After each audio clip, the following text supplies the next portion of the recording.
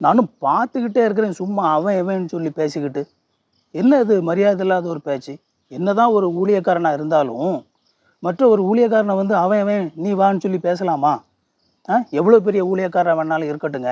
இன்னொரு ஊழியக்காரனை பார்த்து நீ வா போ அப்படின்னு சொல்லி பேசலாமா? இப்போ நீங்களே வந்து சொல்லுங்கள், உங்கள்கிட்டே நான் நியாயத்தை கேட்குறேன். ஒரு ஊழியக்காரர் வந்து இன்னொரு ஊழியக்காரனை அவன் இவன் நீ வா போன்னு சொல்லி பேச முடியுமா? அது ஒரு சரியான முறையாக இருக்குமா? நீங்களே சொல்லுங்கள். நானும் ரொம்ப நாளாக பார்த்துக்கிட்டு தான் இருக்கிறேன். சும்மா ஆபிரகாம் வந்தான், ஆபிரகாம் போனான், ஈசாக்கு வந்தான் போனான், பவுல் போனான் வந்தான் அப்படின்னு சொல்லி பேசுகிறீங்க. இன்றைக்கி நம்முடைய வீடியோவில் தமிழ் கிறிஸ்தவத்தில் இருக்கக்கூடிய ஒரு மிக மோசமான பழக்கத்தை குறித்து நான் பேச போகிறேன். அன்பான கிறிஸ்தவ சொந்தங்களுக்கு வணக்கம். இந்த வீடியோவில் நான் சொன்ன மாதிரி பல ஊழியர்கள் வேதாகமத்திலிருந்து பிரசங்கம் பண்ணும் பொழுது வேதாகம மாந்தர்களை அவன் இவன் என்று அழைக்கக்கூடிய ஒரு பழக்கம் மிக சாதாரணமாக இன்றைக்கு நம்முடைய கிறிஸ்தவ சமூகத்தில் இருக்குது. அது எங்கிருந்து வருது? ஏன் அந்த மாதிரி பிரசங்கம் பண்ணுறாங்க? அது ஏன் தவறானது? எப்படி நாம் அதை மாற்றிக்கொள்ள வேண்டும் அப்படிங்கிற இந்த முக்கியமான இந்த 3 விஷயத்தை நம்ம சுருக்கமாக இந்த வீடியோவில் பார்க்க போகிறோம். ரைட். முதலாவது, இந்த பழக்கம் உங்களுக்கு தெரியும் இல்லையா? நம்முடைய கிறிஸ்தவ சமூகத்தில் தமிழில் பிரசங்கம் பண்ணும் பொழுது வேதாகமத்திலேருந்து பார்த்தீங்க அப்படின்னா யாரை பற்றி பேசினாலும் ஆபிரகாம் அங்கே சென்றான், ஈசாக்கு இங்கே போனான், பவுல் அதை செய்தான், இப்படியே வந்து பேசுகிறாங்க. இது வந்து மிகவும் மரியாதை குறைவாக பேசக்கூடிய ஒரு தவறான ஒரு வார்த்தை பயன்பாடு. அதுவும் பாருங்க, ஒரு சில நேரத்தில் சின்ன பிள்ளைங்க கற்றுக்குட்டிங்க, ஒரு 15 வயசில் ஒரு சில பேர் பிரசங்கம் பண்ண பழகுவாங்க. 15-20 வயதுக்குள்ளே இருக்கக்கூடிய நபர்கள், அந்த மாதிரியான நபர்கள் வந்து போய் பிரசங்கம் பண்ணும் பொழுதும் கூட இதே வார்த்தையை தான் பயன்படுத்தும். ஆபிரகாம் அதை செய்தான், ஆபிரகாம் அதை செய்தான், நோவா இப்படி செய்தான் அப்படின்னு சொல்லி சொல்லுவாங்க. அப்போ அதை கேட்கும் பொழுது நமக்கு ஒரு சில நேரத்தில் ஐயோ ஏன் இப்படி பேசுகிறாங்க அப்படிங்கிற மாதிரி இருக்குது. உண்மையை சொல்லணும் அப்படின்னா நானும் கூட இந்த விஷயத்துலேருந்து ஒரு பெரிய என்ன சொல்கிறது சரியான ஆள் அப்படின்னு சொல்லி சொல்ல முடியாது. முன்னாடி வந்து நானும் இந்த மாதிரி தான் பேசிகிட்டு இருந்தேன். ஒரு காலகட்டத்தில் இது தவறானது அப்படிங்கிறத புரிந்து கொண்டேன். அதுக்கப்புறமாக கொஞ்சம் கொஞ்சமாக நான் வந்து மாற்ற முயற்சிச்சேன். ஒரு சில நேரங்களில் நம்ம என்னையே அறியாமல் வந்து இந்த மாதிரி வந்துடதான் செய்யுது. ஆனாலும் இது வந்து பார்த்திங்க அப்படின்னா மிக தவறான ஒரு பயன்பாடு. இது எங்கேருந்து வருது அப்படின்னு சொல்லி பார்த்தீங்க அப்படின்னா, நமக்கு வந்து இந்த நாம் பயன்படுத்தக்கூடிய இந்த வேதாகமம் இருக்கு இல்லையா, இந்த வேதாகமத்திலேருந்து அந்த பயன்பாடு வருது. ஏன்னா பல நபர்கள் இந்த மாதிரி பேசுகிறவங்க கிட்ட போய் நீங்கள் வந்து அவன் இவன் சொல்லி பேசுகிறீங்களே, அதை மாற்றினானே அப்படின்னு சொல்லி சொன்னால் பெரும்பாலும் வரக்கூடிய பதில் என்ன தெரியுமா? பைபிளில் அப்படி தானே இருக்குது அப்படின்னு சொல்லி வரும். பைபிளில் அப்படி தானேப்பா மொழிபெயர்த்துருக்காங்க, பைபிளில் அப்படி தானே எழுதியிருக்கு அப்படின்னு சொல்லி சொல்லுவாங்க. நான் உங்களுக்கு ஒரு இன்ட்ரெஸ்டிங்கான விஷயத்தை சொல்கிறேன். இந்த நம்ம இன்றைக்கு பெரும்பாலும் வாசிக்கக்கூடிய இந்த வேதாகமம் பல வருடங்களுக்கு முன்னால் மொழிபெயர்க்கப்பட்ட வேதாகமம். ஓகேவா? அப்பொழுது அன்றைக்கு சமுதாயத்தில் சாதாரணமாக பயன்படுத்தி கொண்டிருந்த ஒரு சில விஷயங்கள், இன்சென்சிட்டிவான விஷயங்கள், அதுக்கப்புறமா பார்த்தீங்க அப்படின்னா அன்றைக்கு வந்து பார்த்திங்கன்னா பொதுவாக இருந்த வார்த்தை பயன்பாடுகள், அந்த விதத்தில் வந்து பொதுவாக அன்றைக்கு வேதாகமத்தை அப்படி மொழிபெயர்த்துட்டாங்க. அது மட்டும் இல்லாமல் அவன் இவன் மட்டும் இல்லைங்க, இன்னும் வேதாகமத்தில் ஒரு சில ரொம்ப காயப்படுத்தக்கூடிய வார்த்தைகள் இருக்குது. ரொம்ப முக்கியமாக வந்து பார்த்தீங்க அப்படின்னா மாற்றுத்திறனாளிகள் இருக்காங்க இல்லையா, அவங்கள பற்றி வேதாகமத்தில் நம்ம வாசிக்கும்போது நொண்டி, சப்பானி, குருடன் அப்படிங்கிற மாதிரியான வார்த்தைகள் வந்து இதில் பயன்படுத்தப்பட்டிருக்கும். இது பார்த்தீங்க அப்படின்னா ஒரு தவறான ஒரு வார்த்தை பயன்பாடு அப்படிங்கிறது ஒரு சமூகமாக இன்றைக்கி வந்து பார்த்தீங்க அப்படின்னா எல்லாருமே வந்து மாறியாச்சு. நம்ம வந்து வேதாகமத்தில் அப்படி தான் இருக்குது, அதனால தான் அப்படி அப்படி பேசுகிறோம்னு சொல்கிறதே தவறு. ஏன்னா ஒரு சில பேர் பார்த்தீங்கன்னா இந்த தமிழ் பழைய மொழிபெயர்ப்பு இருக்குல்ல, இந்த மொழிபெயர்ப்பை வச்சுக்கிட்டு என்னமோ இந்த மொழிபெயர்ப்பு அப்படியே கடவுள் பரலோகத்திலேருந்து அவங்க கையில் கொடுத்த மாதிரியான மாதிரி பேசுவாங்க. இது வந்து ஒரு மொழிபெயர்ப்பு, அவ்வளோதான். ஆனால் மூல மொழியில் வந்து பார்த்தீங்க அப்படின்னா எந்த மாதிரி இருக்குது அப்படிங்கிறத பார்க்கணும். மூல மொழியிலையும் கூட அந்த இதில் வந்து பார்த்தீங்க அப்படின்னா அந்த நாட்கள்லேயே அவங்க எந்த மாதிரியான வார்த்தை பயன்பாடு இருந்துச்சோ அந்த மாதிரி தான் அதில் எழுதியிருக்கிறாங்க. ஆனால் நம்முடைய கலாச்சாரங்கள் மாற மாற அதற்கு ஏற்ற விதமாக கவனமாக வந்து அந்த வார்த்தையை பயன்படுத்துகிற மாதிரி நம்ம மொழிபெயர்க்கணும். இன்றைக்கி இருக்கக்கூடிய ஒரு சில புது மொழிபெயர்ப்பில் பார்த்தீங்க அப்படின்னா சரியான விதத்தில் எல்லா நபர்களுக்கும் மரியாதை கொடுத்து மொழிபெயர்க்கப்பட்டிருக்குது. ஆனால் இதெல்லாம் நம்ம சொன்னோம் அப்படின்னா அதெல்லாம் அக்செப்ட் பண்ண மாட்டாங்க. இல்லை அந்த பைபிள் தான் சரி அப்படிம்பாங்க. இதே மாதிரி இங்கிலீஷ்லையும் கூட ஒரு பிரச்சனை இருக்குது. KJV பைபிள் வந்து பார்த்திங்கன்னா கிங் ஜேம்ஸ் வெர்ஷன் இருக்கு இல்லையா, அது மட்டும்தான் சரியான ஒரு பைபிள், அது மட்டும்தான் சரியான மொழிபெயர்ப்பு, வேறு எதுவுமே சரியில்லைன்னு சொல்லி வாதிடக்கூடிய ஒரு நபர்கள் உண்டு. அதே மாதிரி தான் இந்த பழைய மொழிபெயர்ப்பே பிடிச்சி தொங்கிக்கிட்டு வந்து பார்த்திங்க அப்படின்னா இதுதான் அப்படின்னு சொல்லி நிற்கக்கூடிய ஒரு நிலை. யோசித்து பாருங்கள், நம்ம வந்து ஒரு பிரசங்கம் பண்ணும் பொழுது நொண்டி, சப்பானி, குருடன் இப்படி மாதிரியான வார்த்தைகளை நம்ம பயன்படுத்தணும் அப்படின்னா அப்படிப்பட்ட நபர்களும், அதாவது பிறக்கும் பொழுதே அப்படிப்பட்ட மாற்றுத்திறனாளிகளாக பிறந்த நபர்களும் கூட அந்த செய்தியை கேட்டுட்டு இருப்பாங்க, வாசிப்பாங்க. அப்போ அதை கேட்கும் பொழுது அவங்களுடைய மனசு எவ்வளவு புண்படும் அப்படிங்கிறத யோசிக்கணும். ஒரு திருச்சபை அப்படின்னு சொல்லி வரும் பொழுது ஆண்டவர் அவர்களையும் தானே மீட்டு உள்ள வைத்திருக்கிறார். அல்லது ஒரு படைப்பு அப்படின்னு சொல்லி பார்க்கும் பொழுது ஒரு படைப்பிலே அவர்களும் கூட அந்த உலகத்திலே கடவுளால் படைக்கப்பட்டு அவங்க என்ன செய்திருக்காங்க அப்படின்னா அந்த உலகத்தில் அவங்களும் வந்திருக்கிறாங்க. அப்போ கடவுள் அவர்களை அவங்களுக்கு இருக்கக்கூடிய அந்த மேன்மை, கடவுள் அவர்களை படைத்திருக்கிறார் அப்படிங்கிற அந்த மேன்மையே நாம் பேசாமல் ஒரு குறையை சுட்டி காட்டுற விண்ணமாக அவங்கள்ட்ட இருக்கக்கூடிய அதுக்கு அவங்க காரணம் இல்லையே, அவங்ககிட்ட இருக்கக்கூடிய அந்த இயலாமைக்கு அவங்க காரணம் இல்லையே. அப்போ அதை நம்ம சுட்டி காட்டி குத்தி காட்டி பேசுகிற இதை மாதிரி நம்ம பேசும் பொழுது அது எவ்வளவு தவறான ஒரு வார்த்தை பயன்பாடாக இருக்கும். இப்போ இந்த மாதிரி நபர்களை மாற்றுத்திறனாளிகள் அப்படின்னு சொல்லி அந்த வார்த்தை பயன்பாடு மாறியாச்சு. அந்த விதத்தில் அந்த வார்த்தை பயன்பாடு மாறினதுக்கான அந்த கிரெடிட் அதை நம்ம யாருக்கு கொடுக்கணும் அப்படின்னா கலைஞர் கருணாநிதி அவர்களுக்கு தான் கொடுக்கணும்.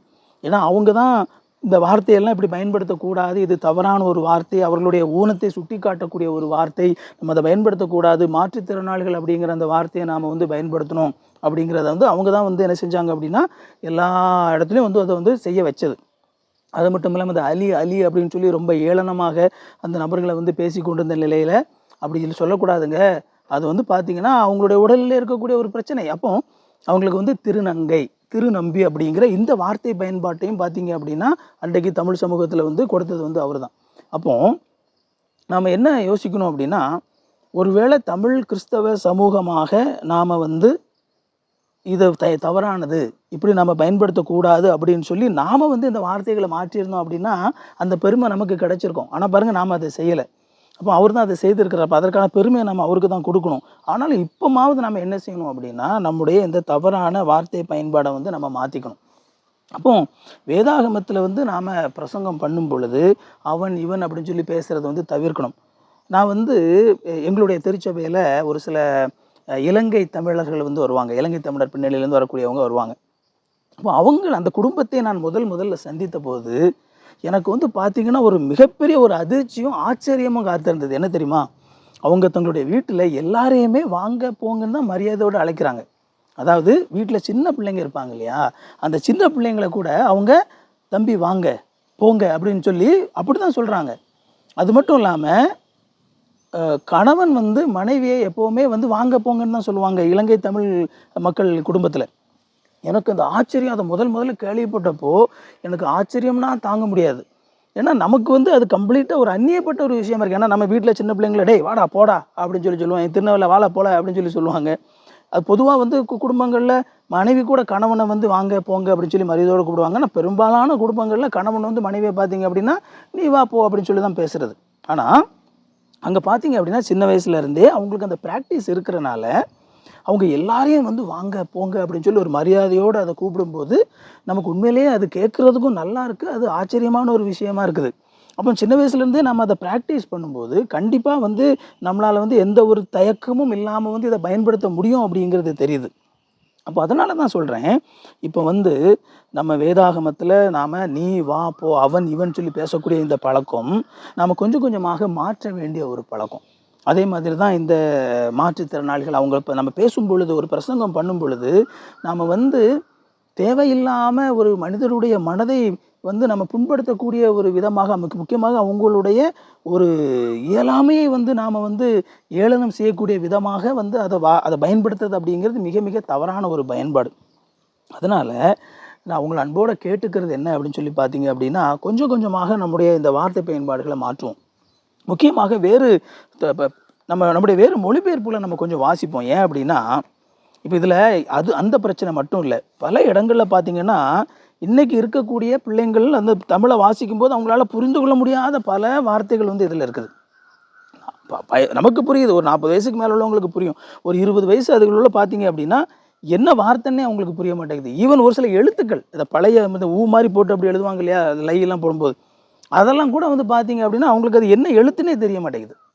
அப்போ இந்த மாதிரி இருக்கக்கூடிய ஒரு நிலையில் நாம் இன்னும் இதுதான் நமக்கு என்னமோ கடவுள் நேரடியாக பரலோகத்துலேருந்து இப்படியே கொடுத்த மாதிரி அதை வச்சுக்கிட்டு ஒரு பெருங்கூட்டம் அதை வாசிக்க முடியாமல் தடுமாறும்போது நாம் எனக்கு மட்டும் இது போதும்னு சொல்லி இதை மட்டும் நம்ம வச்சுக்கிட்டு அப்படின்னு எனக்கு கரெக்டாக இருக்குன்னு வச்சுக்கிட்டு இருக்க முடியுமா? எல்லாருக்கும் தானே கடவுள் வேதாமத்தை கொடுத்துருக்கிறார், எல்லாரும் தானே அதை வாசிக்கணும். அப்போ அதை சரியான விதத்திலே நாம் இன்னும் அதை திருத்தி மொழிபெயர்க்க வேண்டியது எவ்வளோ அவசியமான ஒரு விஷயம். அன்னைக்கு அவங்களால செய்ய முடிஞ்ச ஒரு விஷயத்தை அவங்க செஞ்சாங்கங்க. நம்ம அதை குறை சொல்லலை. அதாவது இந்த மொழிபெயர்ப்பு அப்படிங்கிறது சாதாரணமான ஒரு விஷயம் கிடையாது. இதுக்கு பல கோடி ரூபாய் செலவாயிருக்கும், பல நபர்கள் தங்களுடைய உழைப்பை போட்டிருப்பாங்க, அதெல்லாம் இருக்குது. அன்னைக்கு அவங்களால முடிஞ்ச ஒரு விஷயத்த அன்றைக்கு அந்த சமுதாயத்துக்கு அவங்க செஞ்சாங்க. ஆனால் இன்றைக்கி காலகட்டங்கள் மாறி இருக்கும் பொழுது அதற்கு ஏற்ற விதமான ஒரு பயன்பாட்டோடு நாம் இந்த வேதாகமத்தை மொழிபெயர்த்து அவர்கள் கையிலே கொடுப்பதும், இந்த காலகட்டத்துக்கு ஏற்ற விதமாக நம்முடைய பிரசங்கங்களை மாற்றிக்கொள்வதும் ரொம்ப முக்கியமானது இல்லையா? அதனால தான் சொல்கிறேன், ஒருவேளை நீங்கள் பிரசங்கம் பண்ணக்கூடிய ஒரு நபராக இருப்பீங்க அப்படின்னா, தயவு செய்து இனிமேல் உங்களுடைய பிரசங்கங்களிலே நாம் என்னையும் சேர்த்துக்கிறேன், நாம் என்ன செய்வோம் அப்படின்னா, ஆபிரகாம் அதை செய்தார், ஈசாக்கு இவ்வண்ணம் செய்தார், யாக்கோபு இதை செய்தார் அப்படின்னு சொல்லி மரியாதையோடு அவர்களை பிரசங்கத்திலே பயன்படுத்துவோம். அதே மாதிரி புதிய ஏற்பாட்டிலையும் பவுல் இதை செய்தார், பேதுரு இப்படி செயல்பட்டார் அப்படின்னு சொல்லி நம்ம மரியாதையோடு பேசுவோம்.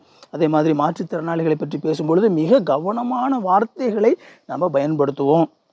ரொம்ப முக்கியமாக நம்ம அடுத்த ஜெனரேஷனுக்கு நம்ம கற்றுக் கொடுப்போம். ஒருவேளை உங்களுடைய நீங்கள் பிரசங்கம் கேட்கக்கூடியவர் இந்த மாதிரியான ஒரு வார்த்தைகளை பயன்படுத்தினா அப்படி நைஸாக அவர் அப்படி தனியாக கூட்டிகிட்டு போய் நான் சொன்ன அந்த விஷயங்களை அவங்களுக்கு சொல்லுங்கள், இப்படிலாம் நம்ம அவன் சொல்லி பேசக்கூடாது. யோசித்து பாருங்கள், நம்மளை விட ஒரு 2 வயது மூத்தவராக இருந்தாலும் கூட நாம் மரியாதையோடு அண்ணா வாங்க போங்கன்னு சொல்லி மரியாதையோடு அவங்கள அழைக்கிறோம். அப்போது ஆபிரகாமுக்குன்னு சொல்லி நம்ம ஒரு வயசு கணக்கு பண்ணுவோம் அப்படின்னா அவரோட வயசு எவ்வளோ பெரிய வயசு. அதை விட முக்கியமாக கடவுளால் பயன்படுத்தப்பட்ட நபர்கள். அப்போ அவங்கள நாம் எவ்வளவு மரியாதையாக அழைக்க வேண்டியது ரொம்ப ரொம்ப முக்கியம் இல்லையா? அதனால் அதை குறித்து நாம் பேசி நம்முடைய தமிழ் கிறிஸ்தவத்தில் இதை பற்றின ஒரு விழிப்புணர்வை நம்ம கொண்டு வருவோம். நம்முடைய பிரசங்கங்கள் மிகுந்த மரியாதைக்குரிய பிரசங்கங்களாக மாறட்டும். ஆண்டவர் நம்ம எல்லாரையும் ஆசீர்வதிக்கட்டும். மீண்டும் இன்னொரு வீடியோவில் சந்திப்போம். தேங்க்யூ. God bless you.